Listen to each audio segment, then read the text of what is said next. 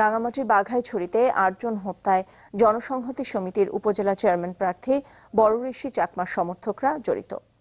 নির্বাচনে হারের শঙ্কা, প্রতিপক্ষের উপর প্রতিশোধ ও পাহাড়ে চাঁদাবাজি অটুট রাখতেই চালানো হয় এই হামলা, এমন তথ্য উঠে এসেছে সরকারি তদন্ত কমিটির প্রতিবেদনে।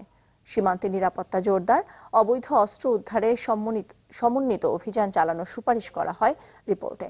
এমদাদুল হকের রিপোর্ট। গত 18 মার্চ উপজেলা নির্বাচনের সরঞ্জাম নিয়ে ফেরার পথে রাঙামাটির বাঘাইছড়িতে সন্ত্রাসীদের গুলিতে নিহত হন 8 জন, আহত হন অন্তত 28 জন। নৃশংস এই হত্যাকাণ্ড তদন্তে স্থানীয় সরকার মন্ত্রণালয়ের অতিরিক্ত সচিব দীপক চক্রবর্তীকে প্রধান করে গঠন করা হয় 7 সদস্যের কমিটি। 22 দিন তদন্ত শেষে সম্প্রতি 27 পৃষ্ঠা রিপোর্ট জমা দেয় এই কমিটি। রিপোর্টে ঘটনার জন্য 7টি কারণ উল্লেখ করা হয়।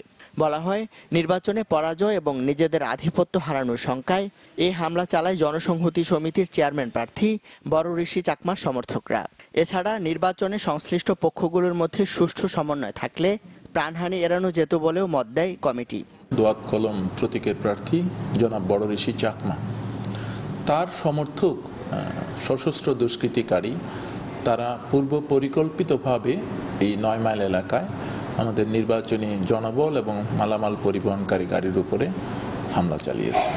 প্রতিপক্ষের যারা পোলিং এজেন্ট ছিল তারা 2-1 জন কোনো না কোনোভাবে আমাদের নির্বাচনী গাড়িতে উঠে পড়েছিল। তাদেরকে ঘায়েল করা প্রধান উদ্দেশ্য ছিল। তারা হামলার লক্ষ্যবস্তু ছিল, কিন্তু পরবর্তীতে তাদের সঙ্গে আমাদের সরকারের লোকজন হামলার লক্ষ্যবস্তুতে পরিণত হয়েছে। রিপোর্টে 10টি সুপারিশ দেয়া হয়, যার মধ্যে উল্লেখযোগ্য হচ্ছে সীমান্তে নিরাপত্তা জোরদার, অবৈধ অস্ত্র উদ্ধারে পাহাড়ে সাঁড়াশি অভিযান চালানো, এন্টি সাইবার সেল গঠন এবং সব পক্ষের সুষ্ঠু সমন্বয়। বিওপির সংখ্যা বিজিবির বাড়াতে হবে, যাতে সন্ত্রাসীরা এরকম কর্মকাণ্ড করে পালিয়ে যেতে না পারে। আমরা বলেছি যে এটা কম্বিং অপারেশন করা দরকার, একযোগে 3 পার্বত্য জেলায় একযোগে অবৈধ অস্ত্র উদ্ধার করা দরকার, যাতে চাঁদাবাজের হাত থেকে স্থানীয় জনগণ রেহাই পেতে পারে।